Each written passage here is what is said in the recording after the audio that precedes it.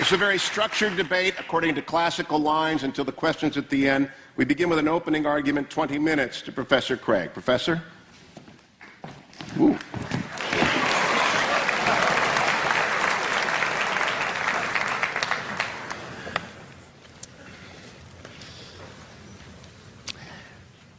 Good evening.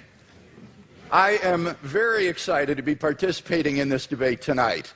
Jan and I used to sit in those very bleachers right over there watching our son John run up and down this court as a forward on the Biola Eagles. And so I feel like I'm playing on the home court tonight. And I want to commend Mr. Hitchens for his willingness to come into this den of lambs and to defend his views tonight. On the other hand, if I know Biola students, I suspect that a good many of you, when you came in tonight, said to yourself, I'm going to check my own views at the door, and I'm going to assess the arguments as objectively as possible. I welcome that challenge. You see, the question of God's existence is of interest not only to religion, but also to philosophy. Now, Mr. Hitchens has made it clear that he despises and disdains religion, but presumably he is not so contemptuous of philosophy. Therefore, as a professional philosopher, I'm going to approach tonight's question philosophically, from the standpoint of reason and argument. I'm convinced that there are better arguments for theism than for atheism. So, in tonight's debate, I'm going to defend two basic contentions. First, that there's no good argument that atheism is true. And secondly, that there are good arguments that theism is true. Now, notice carefully the circumscribed limits of those contentions. We're not here tonight to debate the social impact of religion, or Old Testament ethics, or biblical inerrancy. All interesting and important topics, no doubt, but not the subject of tonight's debate, which is the existence of God. Consider then my first contention, that there's no good argument that atheism is true. Atheists have tried for centuries to disprove the existence of God, but no one's ever been able to come up with a successful argument. So, rather than attack straw men at this point, I'll just wait to hear Mr. Hitchens present his arguments against God's existence, and then I'll respond to them in my next speech. In the meantime, let's turn to my second main contention, that there are good arguments that theism is true. On your program insert, I outline some of those arguments. Number one, the cosmological argument. The question of why anything at all exists is the most profound question of philosophy. The philosopher Derek Parfit says, no question is more sublime than why there is a universe, why there is anything, rather than nothing.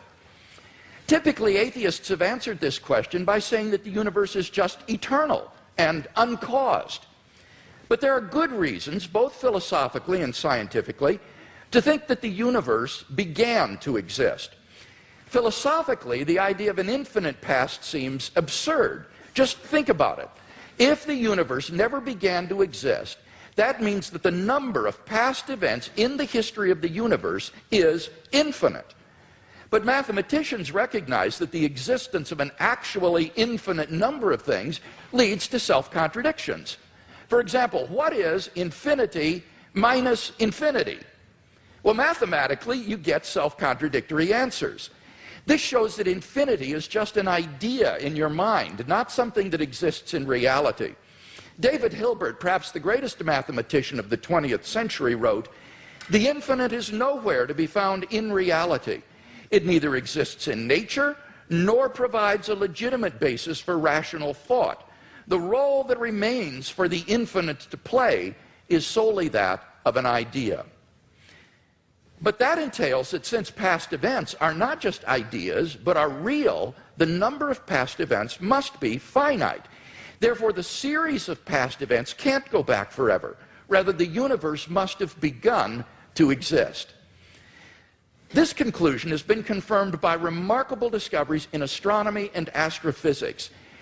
In one of the most startling developments of modern science, we now have pretty strong evidence that the universe is not eternal in the past, but had an absolute beginning about 13 billion years ago in a cataclysmic event known as the Big Bang. What makes the Big Bang so startling is that it represents the origin of the universe from literally nothing. For all matter and energy, even physical space and time themselves, came into being at the Big Bang. As the physicist P.C.W. Davies explains, the coming into being of the universe, as discussed in modern science, is not just a matter of imposing some sort of organization upon a previous incoherent state, but literally the coming into being of all physical things from nothing. Now, this puts the atheist in a very awkward position. As Anthony Kinney of Oxford University urges, a proponent of the Big Bang theory, at least if he is an atheist, must believe that the universe came from nothing and by nothing. But surely that doesn't make sense. Out of nothing, nothing comes. So why does the universe exist instead of just nothing? Where did it come from? There must have been a cause which brought the universe into being. Now, as the cause of space and time, this being must be an uncaused, timeless, spaceless, immaterial being of unfathomable power. Moreover, it must be personal as well. Why? Because the cause must be beyond space and time. Therefore, it cannot be physical or material. Now, there are only two kinds of things that fit that description. Either an abstract object, like numbers, or else a personal mind. But abstract objects can't cause anything. Therefore, it follows that the cause of the universe is a transcendent, intelligent mind. Thus, the cosmological argument gives us a personal creator of the universe. 2, the teleological argument. In recent decades, scientists have been stunned by the discovery that the initial conditions of the Big Bang were fine-tuned for the existence of intelligent life with a precision and delicacy that literally defy human comprehension. This fine-tuning is of two sorts. First, when the laws of nature are expressed as mathematical equations, you find appearing in them certain constants, like the gravitational constant. These constants are not determined by the laws of nature. The laws of nature are consistent with a wide range of values for these constants. Second, in addition to these constants, there are certain arbitrary quantities put in as initial conditions on which the laws of nature operate. For example, the amount of entropy or the balance between matter and antimatter in the universe. Now, all of these constants and quantities fall into an extraordinarily narrow range of life-permitting values. Were these constants or quantities to be altered by less than a hair's breadth, the balance would be destroyed and life would not exist. To give just one example, the atomic weak force, if it were altered by as little as 1 part out of 10 to the 100th power, would not have permitted a life-permitting universe. Now, there are 3 possible explanations of this remarkable fine-tuning: physical necessity, chance, or design. Now, it can't be due to physical necessity because the constants and quantities are independent of the laws of nature. In fact, string theory predicts that there are around 10 to the 500th power different possible universes consistent with nature's laws. So could the fine-tuning be due to chance? Well, the problem with this alternative is that the odds against the fine-tunings occurring by accident are so incomprehensibly great that they cannot be reasonably faced. The probability that all the constants and quantities would fall by chance alone into the infinitesimal life-permitting range is vanishingly small. We now know that life-prohibiting universes are vastly more probable than any life-permitting universe. So if the universe were the product of chance, the odds are overwhelming that it would be life-prohibiting. In order to rescue the alternative of chance, its proponents have therefore been forced to resort to a radical metaphysical hypothesis, namely that there exists an infinite number of randomly ordered, undetectable universes composing a sort of world ensemble or multiverse of which our universe is but a part. Somewhere in this infinite world ensemble, finely tuned universes will appear by chance alone, and we happen to be one such world. Now, wholly apart from the fact that there's no independent evidence that such a world ensemble even exists, the hypothesis faces a devastating objection. Namely, if our universe is just a random member of an infinite world ensemble, then it is overwhelmingly more probable that we should be observing a much different universe than what we in fact observe. Roger Penrose has calculated that it is inconceivably more probable that our solar system should suddenly form through a random collision of particles than that a finely tuned universe should exist. Penrose calls it utter chicken feed by comparison. So, if our universe were just a random member of a world ensemble, it is inconceivably more probable that we should be observing an orderly region no larger than our solar system. Observable universes like those are simply much more plenteous in the world ensemble than finely tuned worlds like ours, and therefore ought to be observed by us. Since we do not have such observations, that fact strongly disconfirms the multiverse hypothesis. On atheism, at least, then, it is highly probable that there is no world ensemble. The fine-tuning of the universe is therefore plausibly due neither to physical necessity nor to chance. It therefore follows logically that the best explanation is design. Thus, the teleological argument gives us an intelligent designer of the cosmos. 3, the moral argument. If God does not exist, then objective moral values do not exist. By objective moral values, I mean moral values which are valid and binding, whether we believe in them or not. Many theists and atheists agree that if God does not exist, then moral values are not objective in this way. Michael Roos, a noted philosopher of science, explains, the position of the modern evolutionist is that morality is a biological adaptation, no less than our hands and feet and teeth. Considered as a rationally justifiable set of claims about an objective something, ethics is illusory. I appreciate that when somebody says, love thy neighbor as thyself, they think they are referring above and beyond themselves. Nevertheless, such reference is truly without foundation. Morality is just an aid to survival and reproduction, and any deeper meaning is illusory. Like Professor Roos, I just don't see any reason to think that in the absence of God, the morality which has emerged among these imperfectly evolved primates we call Homo sapiens is objective. And here Mr. Hitchens seems to agree with me. He says moral values are just innate predispositions ingrained into us by evolution. Such predispositions, he says, are inevitable for any animal endowed with social instincts. On the atheistic view, then, an action like rape is not socially advantageous, and so in the course of human development has become taboo. But that does absolutely nothing to prove that rape is really morally wrong. On the atheistic view, there's nothing really wrong with raping someone. But the problem is that objective values do exist, and deep down we all know it. In moral experience, we apprehend a realm of objective moral goods and evils. Actions like rape, cruelty, and child abuse aren't just socially unacceptable behavior, they're moral abominations. Some things, at least, are really wrong.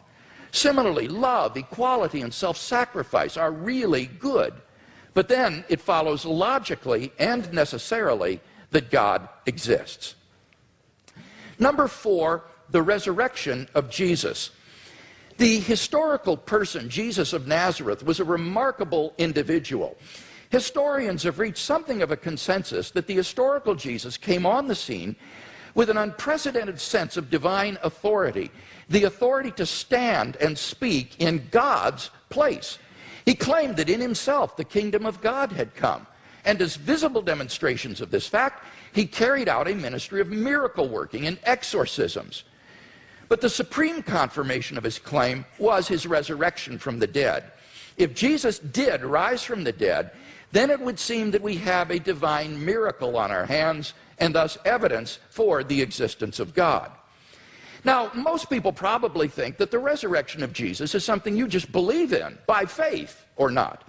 But there are actually three established facts recognized by the majority of New Testament historians today, which I believe are best explained by the resurrection of Jesus.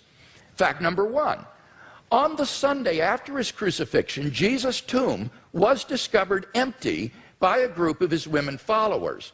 According to Jakob Kramer, an Austrian specialist, by far most scholars hold firmly to the reliability of the biblical statements about the empty tomb. Fact number two, on separate occasions, different individuals and groups experienced appearances of Jesus alive after his death.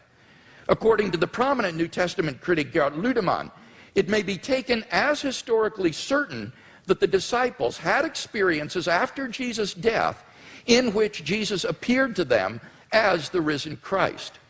These appearances were witnessed not only by believers, but also by unbelievers, skeptics, and even enemies. Fact number three, the original disciples suddenly came to believe in the resurrection of Jesus despite having every predisposition to the contrary. Jews had no belief in a dying, much less rising Messiah, and Jewish beliefs about the afterlife prohibited anyone's rising from the dead before the resurrection at the end of the world. Nevertheless, the original disciples came to believe so strongly that God had raised Jesus from the dead that they were willing to die for the truth of that belief. N.T. Wright, an eminent New Testament scholar, concludes, that is why, as a historian, I cannot explain the rise of early Christianity unless Jesus rose again, leaving an empty tomb behind him. Attempts to explain away these three great facts, like the disciples stole the body or Jesus wasn't really dead, have been universally rejected by contemporary scholarship. The simple fact is that there just is no plausible naturalistic explanation of these facts. And therefore it seems to me the Christian is amply justified in believing that Jesus rose from the dead and was who he claimed to be. But that entails that God exists. Finally, number five, the immediate experience of God. This isn't really an argument for God's existence. Rather, it's the claim that you can know that God exists wholly apart from arguments, simply by immediately experiencing him. Philosophers call beliefs like this properly basic beliefs. They aren't based on other beliefs. Rather, they're part of the foundation of a person's system of beliefs. Other properly basic beliefs include the belief in the reality of the external world, the belief in the existence of the past and the presence of other minds like your own. When you think about it, none of these beliefs can be proved. But although these sorts of beliefs are basic for us, that doesn't mean they're arbitrary. Rather, they're grounded in the sense that they're formed in the context of certain experiences. In the experiential context of seeing and hearing and feeling things, I naturally form the belief in a world of physical objects. And thus my beliefs are not arbitrary, but appropriately grounded in experience. They're not merely basic, but properly basic. In the same way, belief in God is for those who know him a properly basic belief grounded in our experience of God. Now, if this is right, there's a danger that arguments for God's existence could actually distract your attention from God himself. If you're sincerely seeking God, then God will make his existence evident to you. We mustn't so concentrate on the external arguments that we fail to hear the inner voice of God speaking to our own hearts. For those who listen, God becomes an immediate reality in their lives. So, In conclusion, then, we've seen 5 good arguments to think that God exists. If Mr. Hitchens wants us to believe instead that God does not exist, then he must first tear down all 5 of the arguments that I presented, and then in their place erect a case of his own to prove that God does not exist. Unless and until he does that, I think that theism is the more plausible worldview.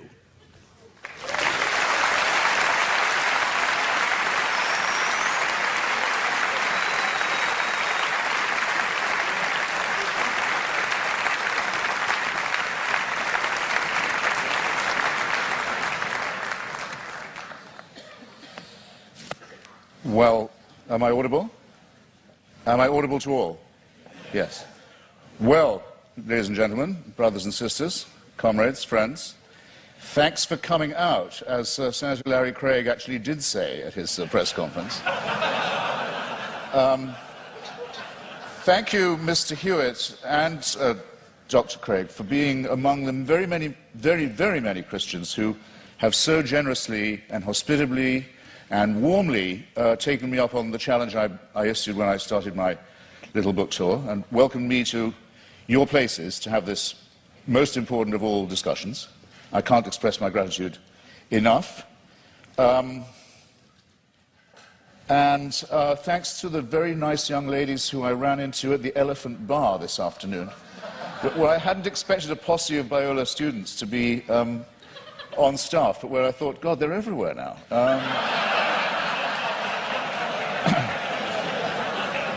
Now, what I have discovered in voyaging around this country and others in this debate, and just debating with Hindus, with Muslims, with the Jews, with Christians of all stripes, is that the arguments are all essentially the same for belief in the supernatural, for belief in faith, for belief in God, but that there are very interesting and noteworthy discrepancies between them. And one that I want to call attention to at the beginning of this evening is between those like my friend Doug Wilson, with whom I've now done a book of argument about Christian apologetics, who would call himself a presuppositionalist, in other words, for whom really it's only necessary to discover the workings of God's will in the cosmos, and to assume that the truth of Christianity is already proven, and what are called, and they include Dr. Craig with great honor and respect in this, the evidentialists. Now, I want to begin by saying that this distinction strikes me first as a very charming distinction, and second as false, or perhaps as a distinction without a difference. Well, why do I say charming? Because I think it's rather sweet that people of faith also think they ought to have some evidence, and I think it's progress of a kind. After all, if we had been having this debate in the mid-19th century, Professor Craig or his equivalent would have known little or probably nothing about the laws of physics and biology. Maybe even less than I know now, which is to say quite a lot in its way. And they would have grounded themselves, or he would have grounded himself, on faith, on Scripture, on revelation, on the prospect of salvation, on the means of grace, and the hope of glory, and perhaps on Paley's natural theology. Paley, who had the same rooms, or had had the same rooms later occupied by Charles Darwin, in Cambridge, with its watchmaker theory of design that I know I don't have to expound to you, but which briefly suggests that if an Aborigine is walking along a beach and finds a gold watch ticking, he knows not what it's for, or where it came from, or who made it, but he knows it's not a rock, he knows it's not a vegetable, he knows it must have had a designer. The Paley analogy held for most Christians for many years, because they were willing to make the assumption that we were mechanisms, and that therefore there must be a watchmaker. But now that it's been, here's where the presuppositionalist versus evidentialist dichotomy begins to kick in. Now it's been rather painstakingly and elaborately demonstrated, to the satisfaction of most people, I don't want to just use arguments from authority, but it's not very much contested anymore, that we are not designed as creatures, but that we evolved by a rather laborious combination of random mutation and natural selection into the species that we are today. It is, of course, open to the faithful to say that all this was, now that they come to know it, now that it becomes available to everybody, now that they think about it, and now that they've stopped opposing it or trying to ban it, then they can say, actually, on second thought, the evolution was all part of the design. Well, as you will recognize, ladies and gentlemen, there are some arguments I can't be expected to refute or rebut, because there's no way around that argument. I mean, if everything, including evolution, which isn't a design, is nonetheless part of a divine design, then all the advantage goes to the person who's willing to believe that. That cannot be disproved. But it does seem to me a very poor and very weak argument, because the test of a good argument is that it is falsifiable, not that it's unfalsifiable. So this this tactic, or this style of argument, which we've had some evidence of this evening, I would rebaptize, or might I dare say I would rechristen it, as retrospective evidentialism. In other words, everything can, in due time, if you have enough faith, be made to fit. And you too are all quite free to believe that a sentient creator deliberately, consciously put himself, a being, put himself or herself or itself to the trouble of going through huge epochs of birth and death of species over eons of time, in which 99%, in the course of which at least 99.9% of all species, all life forms ever to have appeared on Earth have become extinct, as we nearly did as a species ourselves. I invite you to look up the very alarming and beautiful and brilliant account by the National Geographic's coordinator of the Genome Project. By the way, you should send in your little sample from the inside of your cheek and have your African ancestry traced. It's absolutely fascinating to follow the mitochondrial DNA that we all have in common, and that we have in common with other species, other primates and other life forms, and find out where in Africa you came from. But there came a time, probably about 180,000 years ago, when, due to a terrible climatic event, probably in Indonesia, an appalling global warming crisis occurred. And the estimate is that the number of humans in Africa went down to between 40 and 30,000. This close, think about fine-tuning, this close to joining every other species that had gone extinct. And that's our Exodus story, is that somehow, we don't know how, because it's not written in any scripture, it's not told in any book, it's not part of any superstitious narrative, but somehow the escape from Africa to cooler latitudes was made. But that's how close it was. You have to be able to imagine that all this mass extinction and death and randomness is the will of a being. You are absolutely free to believe that if you wish. And all of this should happen so that one very imperfect race of evolved primates should have the opportunity to become Christians, or to turn up at this gym tonight. That all of that was done with us in view. It's a curious kind of solipsism. It's a curious kind of self-centeredness. I was always brought up to believe that Christians were modest and humble and comported themselves with due humility. And there's a certain arrogance to this assumption that all of this extraordinary development was all about us.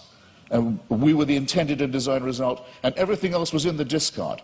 The tremendous wastefulness of it, the tremendous cruelty of it, the tremendous caprice of it, the tremendous tinkering and incompetence of it, never mind. At least we're here, and we can be people of faith. It doesn't work for me, I have to simply say that, and I think there may be questions of psychology involved in this as well. Believe it if you can. I can't stop you. Believe it if you like. You're welcome. It's obviously impossible, as I said before, to disprove, and it equally obviously helps you to believe it if, as we all are, you're in the happy position of knowing the outcome. In other words, we are here, but there's a fallacy lurking in there somewhere too. Is there not? Now, it's often said, it was said tonight, and Dr. Craig said it in print, that atheists think they can prove the non-existence of God. This, in fact, very slightly but crucially misrepresents what we've always said. And there's nothing new about the new atheists, it's just we're recent. There's nothing particularly new. Dr. Victor Stenger, a great scientist, has written a book called The Failed Hypothesis, which he says he thinks that science can now license the claim that there definitely is no God, but he's unique in that, and I think very bold and courageous. Here's what we argue. We argue quite simply that there's no plausible or convincing reason, certainly no evidential one, to believe that there is such an entity, and that all observable phenomena, including the cosmological one to which I'm coming, are explicable without the hypothesis. You don't need the assumption. And this objection itself, our school falls into at least two, perhaps three sections. There's no such thing, no such word, though there should be, as adeism, or as being an adeist, but if there was one, I would say that's what I was. I don't believe that we are here as the result of a design, or that by making the appropriate propitiations and adopting the appropriate postures and following the appropriate rituals, we can overcome death. I don't believe that, and for a priori reasons, don't. If there was such a force, which I cannot prove by definition that there was not, if there was an entity that was responsible for the beginning of the cosmos, and that also happened to be busily engineering the very laborious production of life on our little planet, it still wouldn't prove that this entity cared about us, answered prayers, cared what church we went to, or whether we went to one at all, cared who we had sex with, or in what position, or by what means, cared what we ate, or on what day, cared whether we lived or died. There's no reason at all why this entity isn't completely indifferent to us. You cannot get from deism to theism except by a series of extraordinarily generous to yourself assumptions. The deist has all his work still ahead of him to show that it leads to revelation, to redemption, to salvation, or to suspensions of the natural order, in which hitherto you've been putting all your faith, all your evidences on scientific and natural evidence, or why not, for a change of pace and a change of taste, say yes, but sometimes this same natural order, which is so miraculous in observation, no question about it, is so impressive in its favouring the conditions for life in some ways, but it's randomly suspended when miracles are required. So with caprice and contempt, these laws turn out not to be so important after all, as long as the truth of religion can be proved by their being rendered inoperative. This is having it both ways in the most promiscuous and exorbitant manner in my submission. Bear in mind also that these are not precisely the differences between Dr. Craig and myself, I mean, morally or intellectually equivalent claims. After all, Dr. Craig, to win this argument, has to believe and prove to a certainty. He's not just saying there might be a God, because he has to say there must be one, otherwise we couldn't be here and there couldn't be morality. It's not a contingency for him. I have to say that I appear as a skeptic who believes that doubt is the great engine, the great fuel of all inquiry, all discovery, and all innovation, and that I doubt these things. The disadvantage, it seems to me, in the argument goes to the person who says, no, I know it, it must be true, it is true.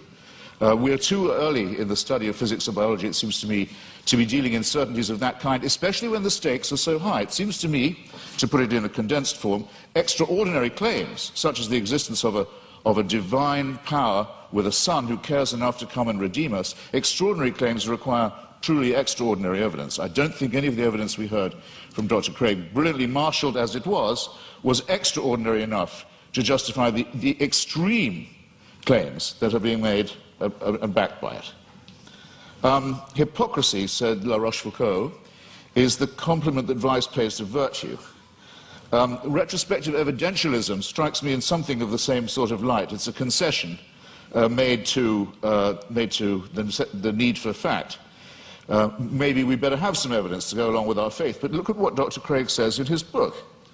He says, I'll quote directly, he says, should a conflict arise between the witness of the Holy Spirit to the fundamental truth of the Christian faith and beliefs based on argument and evidence, then it is the former which must take precedence over the latter. He adds not vice versa, but a good editor, I think, would have told you, you don't have to put the vice versa in. It's clear enough as it is. I'll say it again. Should a conflict arise between the witness of the Holy Spirit to the fundamental truth of the Christian faith and beliefs based on argument and evidence, then it's the former which must take precedence over the latter. That's not evidentialism. That's just faith. It's a priori belief. It's rephrased in another edition. It says, therefore, the role of rational argumentation in knowing Christianity to be true is the role of a servant. A person knows Christianity is true because the Holy Spirit tells him it is true. And while argument and evidence can be used to support this conclusion, they cannot legitimately overrule it. Now, then he goes on to say, the Bible says all men are without excuse. Even those who are given no reason to believe, and many persuasive reasons to disbelieve have no excuse. because the ultimate reason they do not believe is that they have deliberately rejected God's Holy Spirit. That would have to be me. But you see where this lands you, ladies and gentlemen, with the Christian apologetic. You're told you're a miserable sinner who is without excuse. You've disappointed your God who made you, and you've been so ungrateful as to rebel.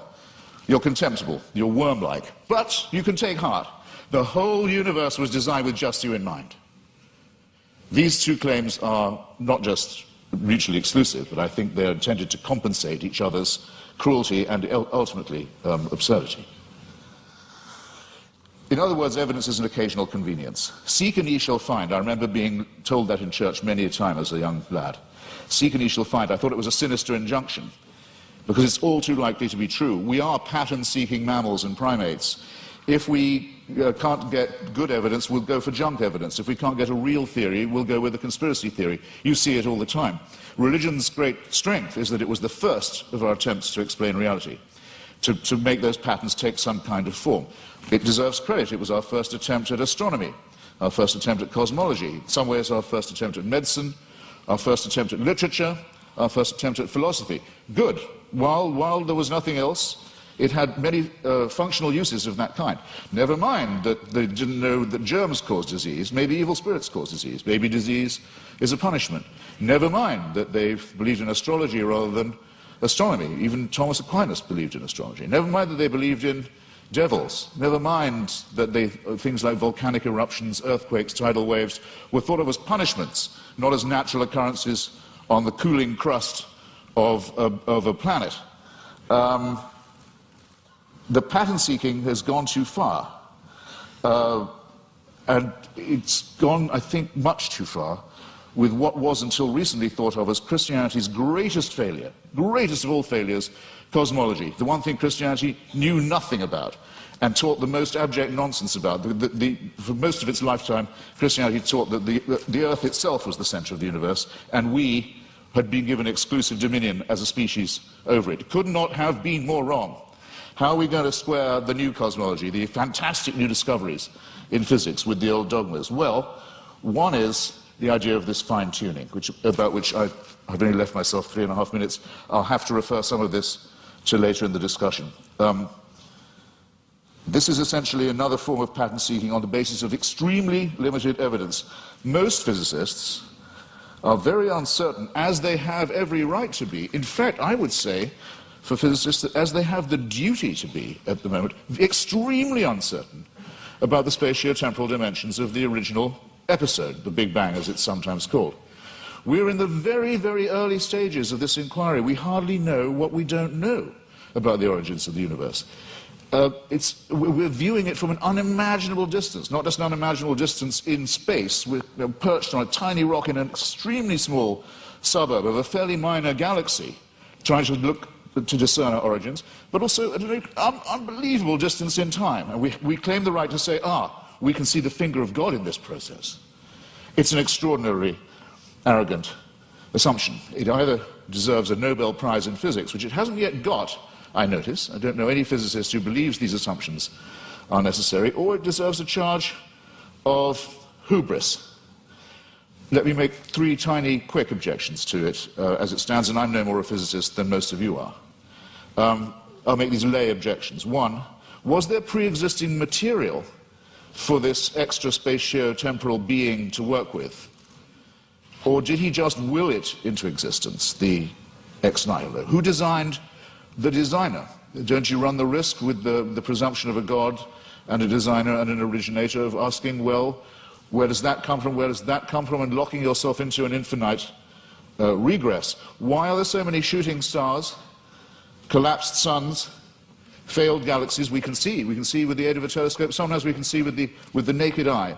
The utter failure, the total destruction of gigantic, unimaginable sweeps of outer space. Is this fine-tuning, or is it extremely random, capricious, cruel, mysterious, and incompetent?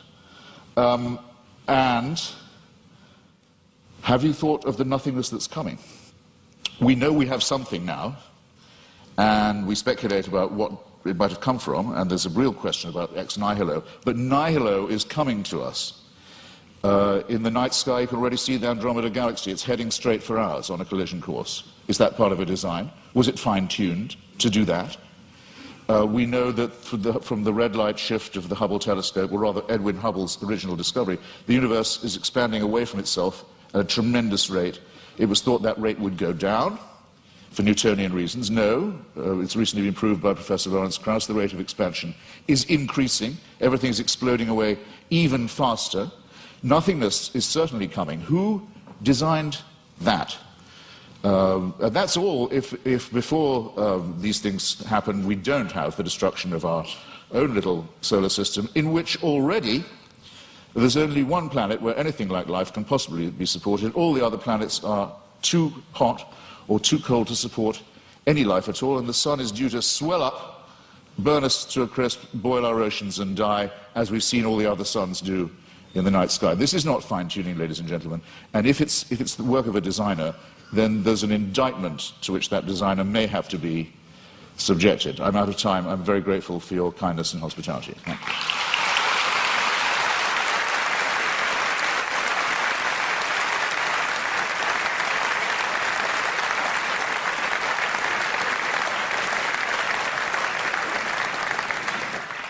Dr. Craig, a 12-minute rebuttal.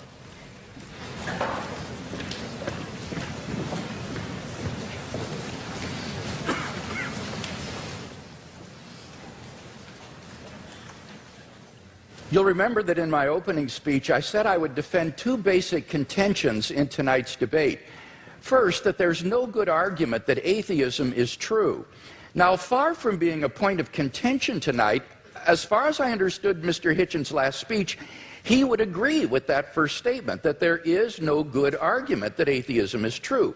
He says, I simply don't have any positive reason to believe in God, but he doesn't really give an argument against God's existence. Indeed, he seems to suggest that's impossible. But notice that doesn't prove atheism. That just leaves you with agnosticism, namely, you don't know if there's a God or not. So at best, you're left merely with agnosticism. We don't see any good reason to think that atheism is true. Now, he did make some remarks about the theory of evolution, which at least insinuated that this was somehow incompatible with theism. And I have 2 points to make about this. First, I think that the theory of biological evolution is simply irrelevant to the truth of Christian theism. Genesis 1 admits all manner of different interpretations, and one is by no means committed to six-day creationism. Howard Van Til, who is a professor at Calvin College, writes, is the concept of special creation required of all persons who trust in the Creator God of Scripture? Most Christians in my acquaintance who are engaged with either scientific or biblical scholarship have concluded that the special creationist picture of the world's formation is not a necessary component of Christian belief. Nor is this a retreat caused by modern science. St. Augustine in the AD 300s in his commentary on Genesis pointed out that the days don't need to be taken literally, nor need the creation be a few thousand years ago. Indeed, he suggested that God made the world with certain special potencies that would gradually unfold over time and develop. And this interpretation came 1,500 years before Darwin, so that it is not a forced retreat in the face of modern science. So any doubts that I would have about the theory of biological evolution would be not biblical, but rather scientific. Namely, what it imagines is fantastically improbable. Barrow and Tipler, two physicists, in their book The Anthropic Cosmological Principle, list 10 steps in the course of human evolution, each of which is so improbable that before it would occur, the sun would have ceased to be a main sequence star and incinerated the Earth. And they calculate the probability of the evolution of the human genome to be somewhere between 4 to the negative 180th power to the 110,000th power, and 4 to the negative 360th power to the 110,000th power. So if evolution did occur on this planet, it was literally a miracle, and therefore evidence for the existence of God. So I don't think this is an argument for atheism, quite the contrary. It really provides good grounds for thinking that God superintended the process of biological development. So the Christian can be open to the evidence to follow it where it leads. By contrast, as Alvin Plantinga has said, for the naturalist, evolution is the only game in town. No matter how fantastic the odds, no matter how improbable, it's got to be true, because there is no intelligent creator and designer.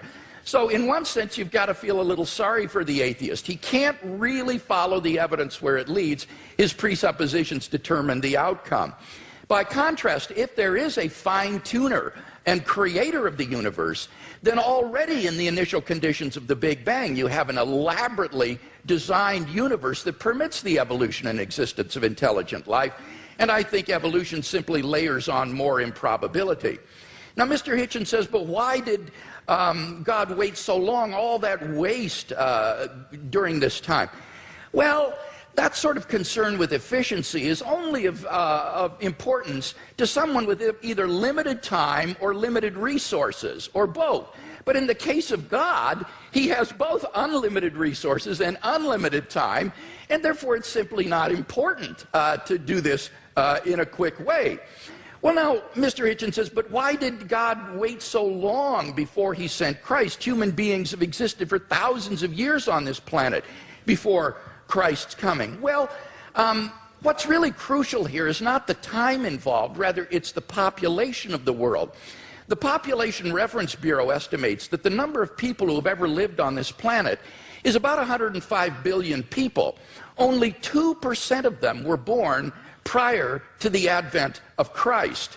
Eric Krapes of the Survey Research Center at the University of Michigan's Institute for Social Research says, God's timing couldn't have been more perfect. Christ showed up just before the exponential explosion in the world's population. The Bible says in the fullness of time, God sent forth his Son.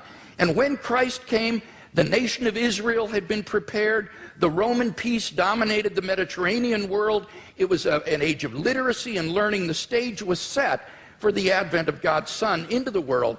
And I think in God's providential plan for human history, we see the wisdom of God in orchestrating the development of human life, and then in bringing Christ into the world in the fullness of time. So I don't see that there are any good grounds here for thinking that this provides reason for atheism. Now, what about my arguments for theism? Mr. Hitchens had some general remarks here. He says it's difficult to get from deism to theism. Now, I want to point out that's a false use of these terms. This is simply confused. Deism is a type of theism. Theism is the broad worldview that God exists. Deism is a specific kind of theism that says God has not revealed himself directly in the world. Now, my arguments are a cumulative case for Christian theism. They add up to the belief in the God that has been revealed by Jesus of Nazareth.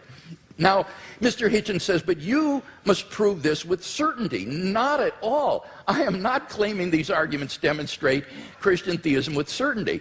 I'm saying that this is the best explanation of the data when you compare it with other competing hypotheses. I think it's more probable than not. He quotes me as to saying the Holy Spirit's witness is the basis for knowing Christianity to be true, and I affirm that. I think the fundamental way in which we know Christianity is true is through the objective inner witness of God's Holy Spirit, what I called the immediate knowledge of God himself in my fifth point. On the basis of that, we have a properly basic belief in the existence of God and the truth of Christianity. But when it comes to showing someone else that what we know through the witness of the Holy Spirit is true, here we appeal to argument and evidence as I've done tonight. And the arguments and evidence that I've appealed to are largely deductive arguments. This isn't retrospective evidentialism. These are deductive arguments. If the premises are true, then you cannot deny the conclusion on pain of irrationality because the conclusions follow with logical necessity from the premises. So the only way to deny the conclusion is you've got to show me which of the premises are false. That's why you've got that program insert with the premises in your program for these arguments. Mr. Hitchens needs to identify which premises of the argument he rejects as false if he's to reject the conclusions. Now, with respect to my cosmological argument, notice that he didn't dispute whatever begins to exist has a cause, nor did he dispute the philosophical and scientific arguments for the beginning of the universe. All he asked was the question, was there pre-existent material? The answer is no, there was not. As Barrow and Tipler point out, at this singularity, space and time came into existence. Literally nothing existed before the singularity. So if the universe originated at such a singularity, we would truly have a creation ex nihilo, that is, out of nothing. And this isn't talking religion, folks. This is talking contemporary cosmology. So the first argument, it seems to me, is unrefuted. What about the fine-tuning argument? Here he said, well, scientists are terribly uncertain about the fine-tuning argument. Well, I think that's simply not the case. Sir Martin Rees, the Royal Astronomer Royal of Great Britain, has said, the laws governing our universe appear to be finely tuned for our existence. Everywhere you look, there are yet more examples. Wherever physicists look, they see examples of fine-tuning. Ernan McMullen, philosopher of science, says it seems safe to say that later theory, no matter how different it may be, will turn up approximately the same numbers. And the numerous constraints that have to be imposed on these numbers seem both too specific and too numerous to evaporate entirely. So that it's very unlikely that this fine-tuning is going to vanish or be explained away. Now, Mr. Hitchens responds, but we're headed toward nothingness. We're ultimately going to be doomed, and therefore the universe is not designed. Well, now, this is not a very powerful objection. The temporal duration of something is irrelevant to whether it's been designed. The products of human intelligence and engineering, like computers and automobiles, will eventually decay and cease to exist, but that doesn't mean they weren't designed. I think the real objection he's getting at here is, why would God create mankind only to have it go extinct? But of course, you see, on the Christian view, that's false. That is an atheistic assumption.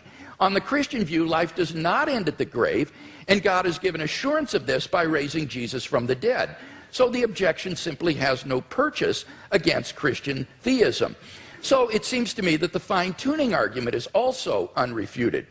What about the moral argument? We saw that without God there are no objective moral values. Mr. Hitchens agrees with this, and yet he himself affirms over and over again moral statements, like the moral reprobation of religious intolerance and violence in the name of religion. So he does affirm objective values, but without any basis for it. What I can offer him as a theist is a transcendent basis for the objective moral values and duties that we both want to affirm. Fourthly, the resurrection of Jesus. Again, there was no response to this.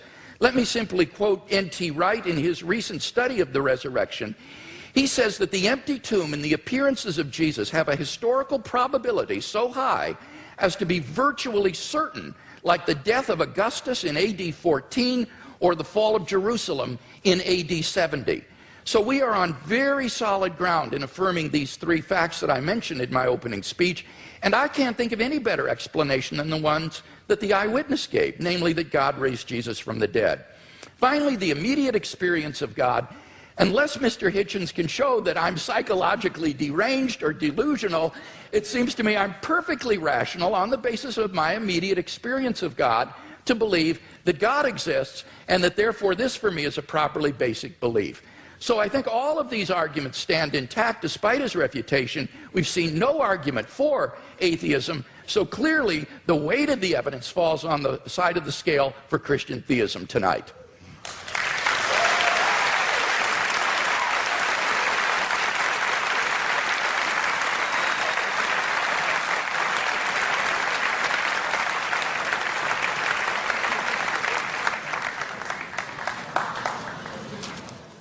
There is a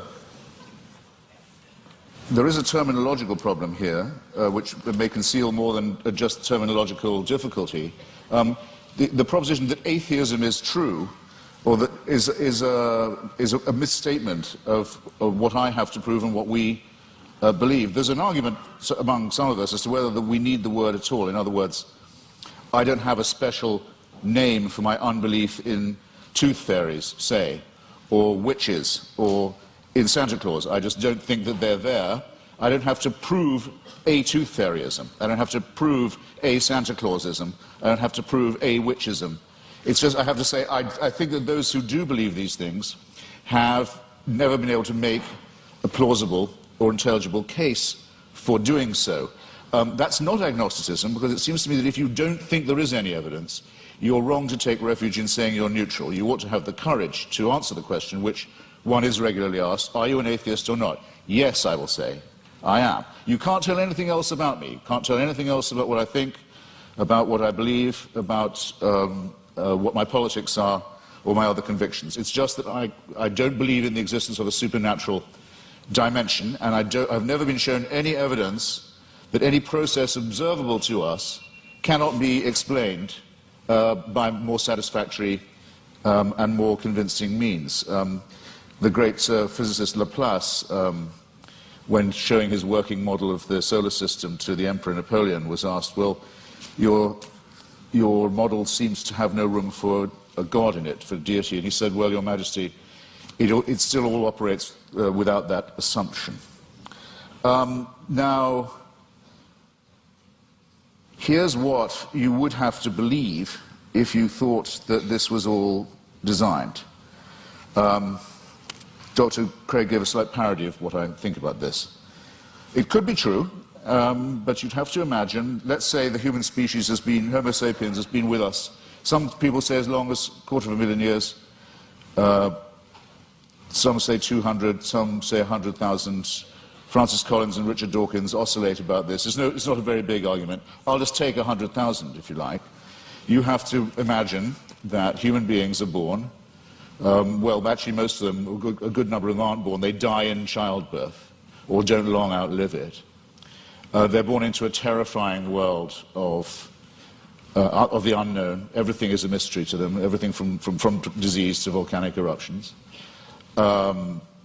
Everything is, their life expectancy for the first, I don't know, many tens of thousands of years would be lucky to be in the 20s, probably dying agonizingly over their teeth, poorly evolved as the teeth are, and from other inheritances from being primates, such as the appendix that we don't need, such as the fact that our genitalia appear to have been designed by a committee, other shortcomings of the species, exaggerated by scarcity, by war, by famine, by competition, and so on. And for 98,000 years or so, heaven watches this with complete indifference.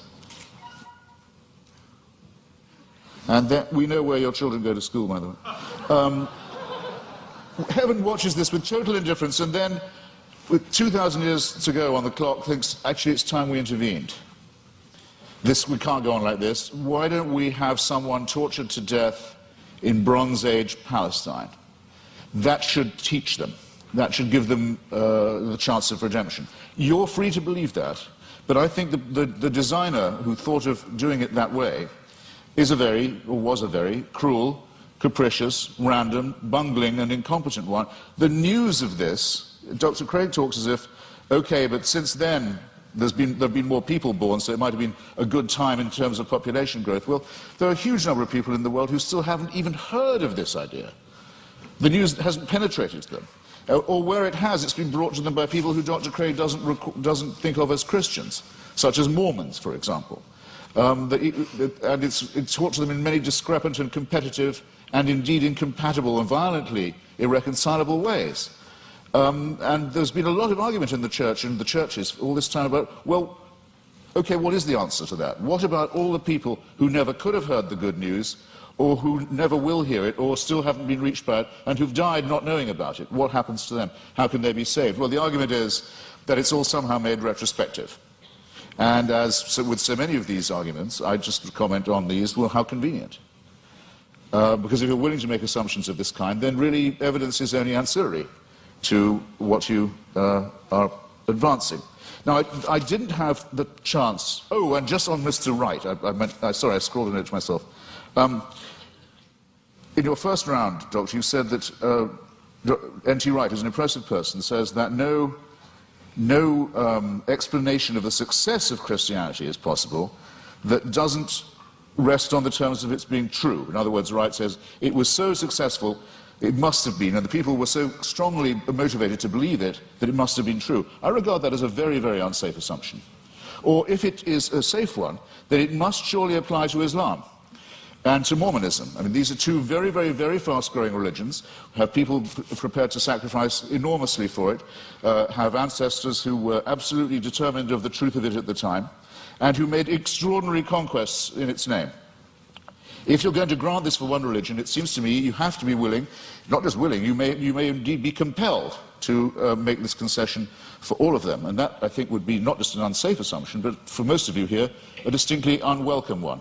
Now, I didn't get the chance, because I out-talked myself, and I'm sorry for it, to get to the moral dimension. And I'm interested that the word objective morality is the one that Dr. Craig chooses. Usually arguments about morality are whether morality is, so to say, absolute, or whether it's relative. As to objectivity, I think it's a very good compromise word, by the way, and I'm very happy to accept it. But the problem with morality is this, in respect of religion. You can't prove that anyone behaves any better if they refer this problem upward to a supreme dictator of a celestial kind. There are two questions that I've asked in public, and I'll try them again, because I try them on every audience. They're very simple ones. First, you have to name for me, or challenges, let's say, rather than questions. You have to name for me an ethical action or an ethical statement, or moral action, moral statement made or undertaken by a believer that I couldn't undertake or say, I couldn't state or do. I haven't yet had an example pointed out of that to me. In other words, that a person of faith would have an advantage by being able to call upon divine sanction. Whereas if I ask you to think of a wicked act undertaken by someone in the name of God or because of their faith, you wouldn't have, or a wicked statement made, you wouldn't have that much difficulty, I think, in coming up with an example right away. The genital mutilation community, for example, is almost exclusively religious.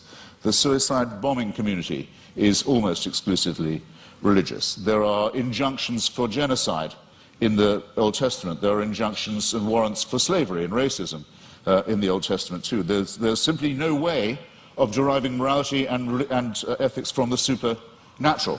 When we come to the question of the absolute, well, the most often cited one is the Golden Rule, the one that almost everyone feels they have in common. The injunction not to do to others as you wouldn't want them to do to you. This doesn't, in fact, come from the Sermon on the Mount or from Christianity, or it doesn't originate with it.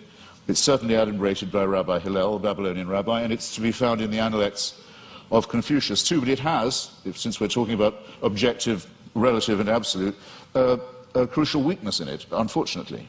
We'd like to be able to follow it, but it's only really as good as the person who's uttering it. In other words, if I say, I won't treat you as I don't want you to treat me, what am I to do when confronted with Charles Manson? I want him treated in a way that I wouldn't want to be treated myself. Anything else would surely be completely relativistic.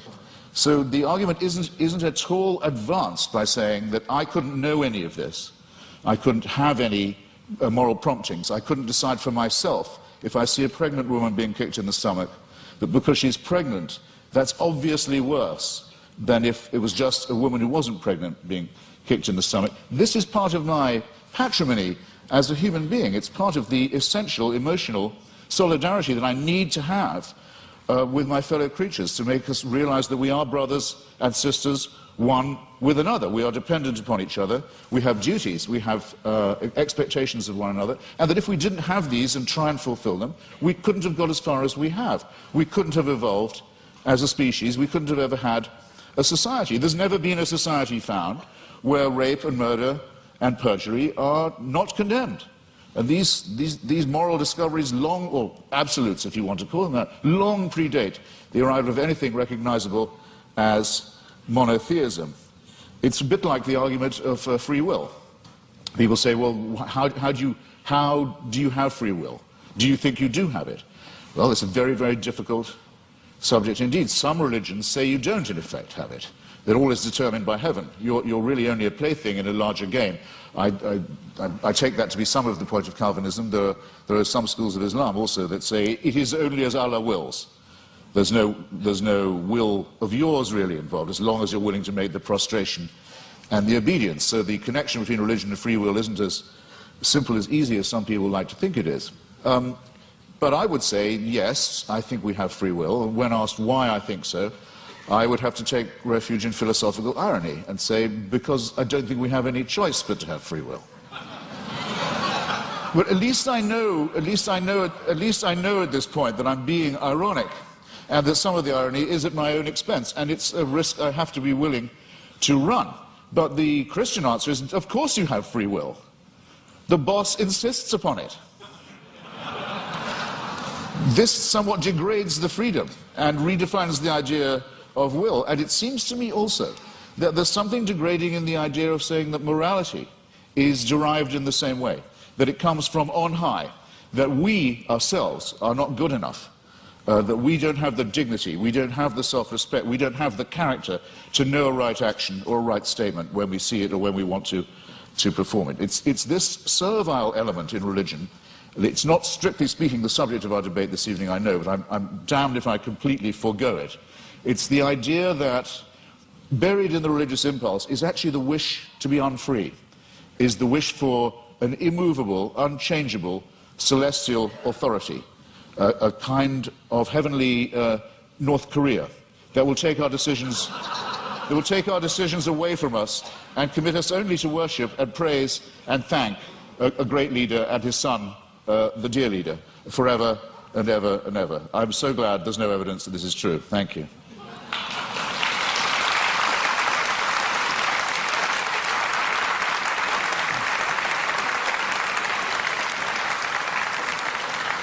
We now enter the period of cross-examination, which trial-like allows the questioner to pose and the answer only to answer and not to repeat the question or to dodge. 6 minutes of questions begin to Dr. Craig, followed by 6 minutes of questions to Mr. Hitchens. Dr. Craig, your questions for Mr. Hitchens. All right, let's talk first about whether there are any good arguments to think that atheism is true. Now, it seems to me that you're rather ambivalent here, that you say, you redefine atheism to mean a sort of atheism or non-theism. That's what it means. But how do you distinguish then the different varieties of non-theism? For example, what is normally called atheism, agnosticism, or the view of verificationists that the statement God exists is simply meaningless? Well, I mean, there are different schools of atheism, as you say, but there's no claim I know how to make that says atheism is true, because atheism is the statement that a certain proposition isn't true. So I wish you'd get this bit right, because there you go again. Well, I just devoted a little time to this. I said it is not in itself a belief or a system. It simply says you can get by better, probably, we think, without the assumption that no one who wants you to worship a God has ever been able to come up with a good enough reason to make you do it. Now, so the point is, though, that on your definition of atheism or non-theism, it really embodies a diversity of views, such as agnosticism, what is normally called atheism, or this verificationism.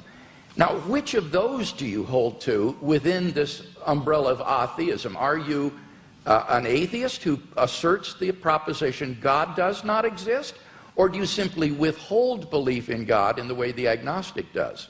Right. On some days, I'm a great.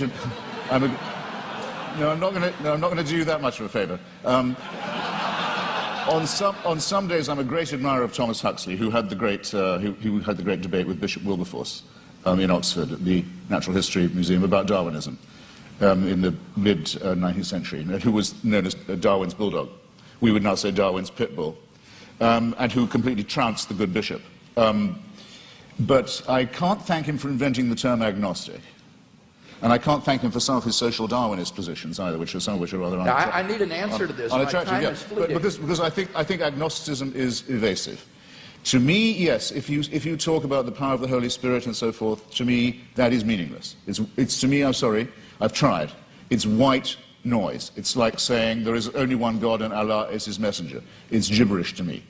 There are many of us, I'm sorry, there are just many of us of whom this is the case. It may be true, it is true. Okay, Mr. Hitchens, I got to press you here, because time is fleeting. Feel free. What is your view exactly? Press away.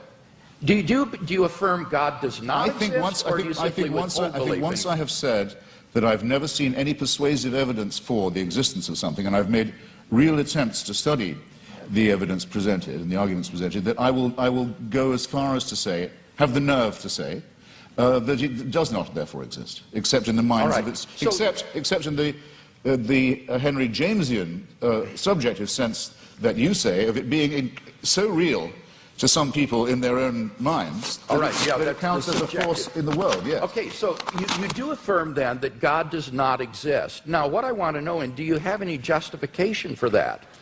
I think I've come unwired in some horrible way. You're fine. Are you sure? Do you have any arguments leading to the conclusion that God does not exist? Well, I would rather, I think, I'm wondering if I'm boring anybody now. I would rather say, I'd rather state it in reverse and say I find all the arguments in favor to be fallacious or unconvincing. And I'd have to add that though this isn't my reason for not believing in it, that I would be very depressed if it was true. But that's a quite different thing. I don't say of atheism that it's at all morally superior. That would be very risky. I wouldn't admit that it was at all morally inferior either, but we can at least be acquitted on the charge of wishful thinking. I wonder if that's the case. Would you agree that the absence of evidence is not evidence of absence? Well, you know, I'm not sure that I would agree. Okay. Let's turn to the moral argument and talk about that a little bit. I think you've misunderstood the moral argument. Given the stakes, Doctor, sorry, given the stakes, I mean, you're not saying, we're not talking about unicorns or tooth fairies or leprechauns here. We're talking about an authority that would give other human beings the right to tell me what to do in the name of God. So for a claim like that, if there's no evidence for it, it seems to me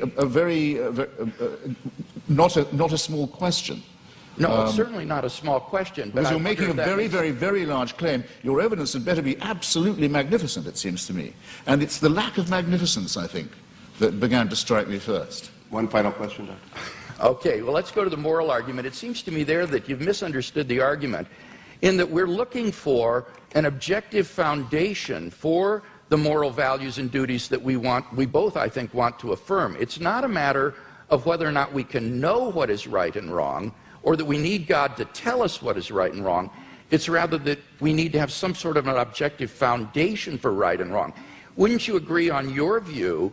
It's simply the sociobiological spin-offs of the evolutionary process, and that therefore these do not provide any sort of objective foundation for moral values and duties.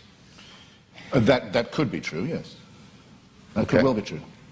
Yeah, I don't want to be too much of a reductionist, but it's entirely possible that it is purely evolutionary and functional. One wants to think that there's a bit more to one's love for the fellow creature than that. But it doesn't add one iota of weight or moral gravity to the argument to say, but that's because I don't believe in a supernatural being. It's a non sequitur. Mr. Hitchens, your questions for Dr. Craig. Well, I'd like to know first, you said that the career of Jesus of Nazareth involved a ministry of miracles and exorcisms. When you say exorcism, do you mean that you believe in devils too? What I meant there was that most historians agree that Jesus of Nazareth practiced miracle working and he practiced exorcisms. I'm not committing myself, nor are historians committing themselves to the reality of demons, but they are saying that Jesus did practice exorcism and he practiced healing. So you believe that Jesus of Nazareth caused devils to leave the body of a madman and go into a flock of pigs that hurled themselves down the Gadarene slopes into the sea? Do I believe that's historical? Yes. Right. That would be sorcery, wouldn't it, though? No, it would be an illustration of Jesus' ability to command even the forces of darkness, and therefore an illustration of the sort of divine authority that he was able to command and exercise. This, as I say, is illustrative of this unprecedented sense of divine authority that Jesus of Nazareth had, that he even could command the forces of darkness and that they would obey. So whether you think he was a genuine exorcist or that he merely believed himself to be an exorcist, What is historically undeniable is that he had this radical sense of divine authority, which he expressed by miracle working and exorcisms. Right. And you believe he was born of a virgin? Yes, I believe that as a Christian. I couldn't claim to prove that historically. That's not part of my case tonight. But as a Christian, I believe that. And I know you believe in the resurrection, but yes, as a matter of biblical, what shall we call it, consistency, it's said in one of the Gospels that at the time of the crucifixion, all the graves of Jerusalem were opened, and all the tenants of the graves walked the streets and greeted their old friends. It makes the resurrection sound rather commonplace in the greater Jerusalem area. It says, that's in the Gospel of Matthew, and that's actually attached to a crucifixion narrative. That's what I said. It says at the time of the crucifixion. Yes, that's right. At the time of the crucifixion, it says that there were appearances of Old Testament saints in Jerusalem at the time. This is part of Matthew's description of the crucifixion scene. Do you believe that? I don't know whether Matthew intends this to be apocalyptic imagery or whether he means this to be taken literally. I've not studied it in any depth, and I'm open-minded about it. I'm willing to be convinced one way or the other. You see, the reason I'm pressing you is this because, we know from Scripture that the pharaohs, the magicians, could produce miracles. In the end, Aaron could outproduce them. But what I'm suggesting to you is even if the laws of nature can be suspended and great miracles can be performed, it doesn't prove the truth of the doctrine of the person who's performing them. Or would you not agree to that? Not necessarily. I think that's right. So somebody could be casting out devils from pigs, and that wouldn't prove he was the Son of God? I think that's right. In fact, there were Jewish exorcists. The only point that I was trying to make there was that this was illustrative of the kind of divine authority that Jesus claimed, especially since he didn't cast them out in God's name, or he didn't perform miracles by praying to God. He would do them in his own authority. So that Jesus exercised an authority that was simply unheard of at that time, and for which he was eventually crucified because it was thought to be blasphemous. Well, it was thought to be blasphemous to claim to be the Messiah, to be exact. The people who got the closest look at him, the Jewish Sanhedrin, thought that his claims were not genuine. So remember, if you're resting anything on eyewitnesses, the ones who we definitely know were there thought he was bogus. But, okay, I think I've got a rough idea, assuming you make that assumption of his pre-existing divinity, that it's a presuppositionalist case, I can see what you're driving at. Well, no, I've got another question. No, I've got another question for you, which is this. How many religions in the world do you believe to be false? I don't know how many religions in the world there are, so I Well, could you name... Right. Fair enough. I'll see if I can't narrow that down. That was a clumsily asked question, I admit. Do you regard any of the world's religions to be false? Do you regard any of the world's religions to be false preaching? Yes, I think, yeah, certainly. Would you name one, then? Islam. Right, that's quite a lot. Pardon me? That's quite a lot. Yes. Do you think it's moral to preach false religion? No. So religion is responsible for quite a lot of wickedness in the world right there. Certainly. Right. I'd be happy to concede that. I would agree with that. So if I was a baby being born in Saudi Arabia today, would you rather I was me or a Wahhabi Muslim? Would I be? You'd rather be what? Would you rather it was me? It was an atheist baby or a Wahhabi baby?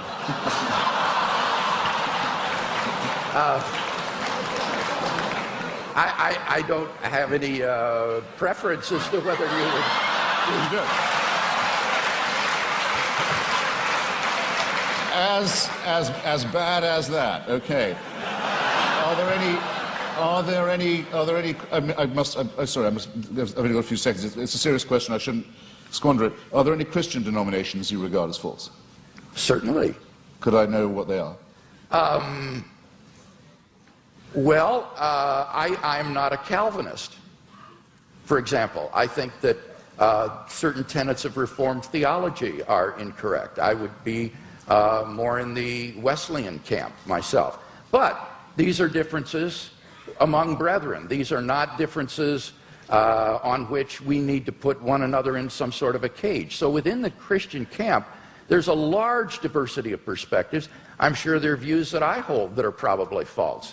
But I'm trying my best to get my theology straight, trying to do the best job, but I think all of us would recognize that none of us agree on every point of Christian doctrine, on every dot and tittle. Before Mr. Hitchens succeeds in launching another series of religious wars among Christians, let's get to the responses. 7 minutes are each. Dr. Craig, it is your 7 minutes. Okay.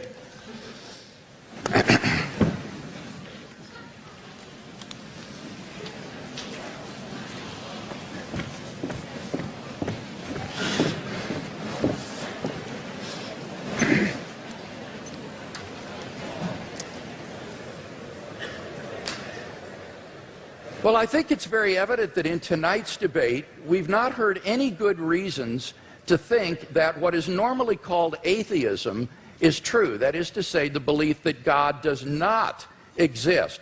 Mr. Hitchens withholds belief in God, but he's unable to give us any argument to think that God does not exist, which is what is called positive atheism.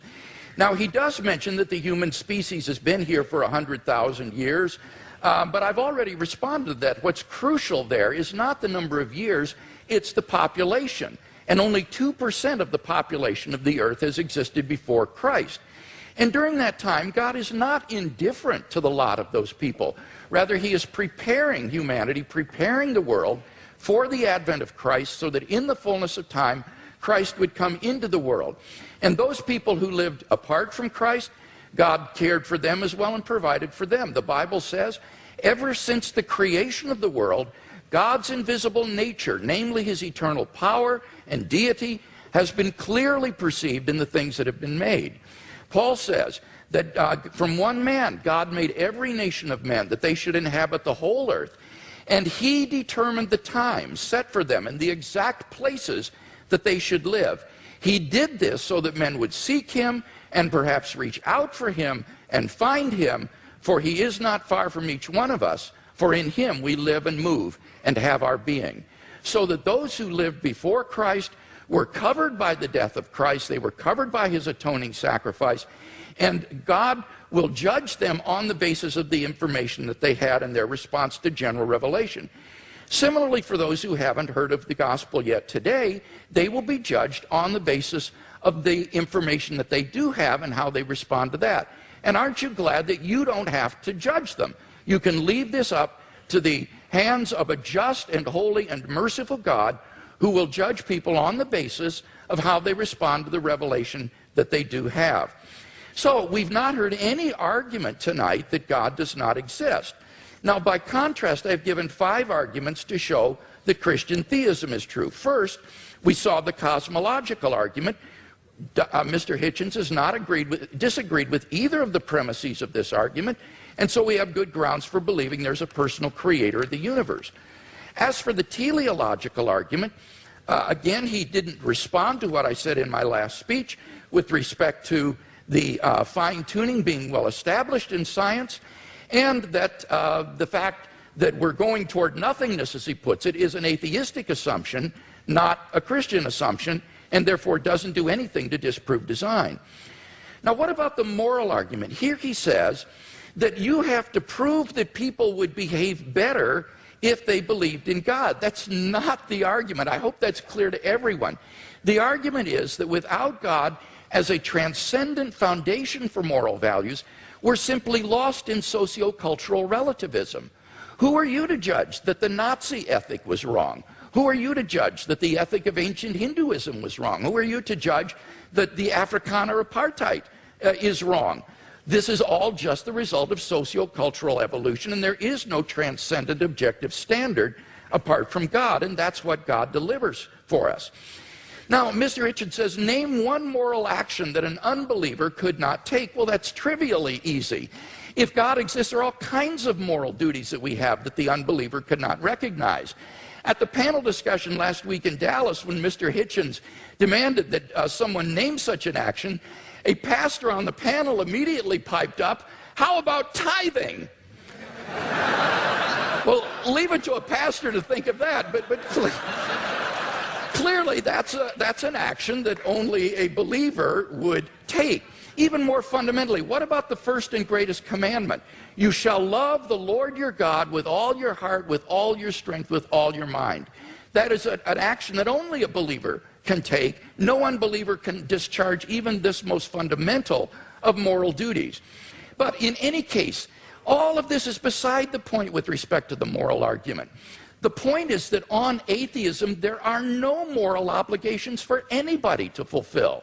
In nature, whatever is right, and Mr. Hitchens is unable to provide any sort of objective foundation for moral values. Massimo Pigliucci is a philosopher of biology. This is what he has to say. He says on atheism, there is no such thing as objective morality. Morality in human cultures has evolved, and what is moral for you might not be moral for the guy next door, and certainly is not moral for the guy across the ocean.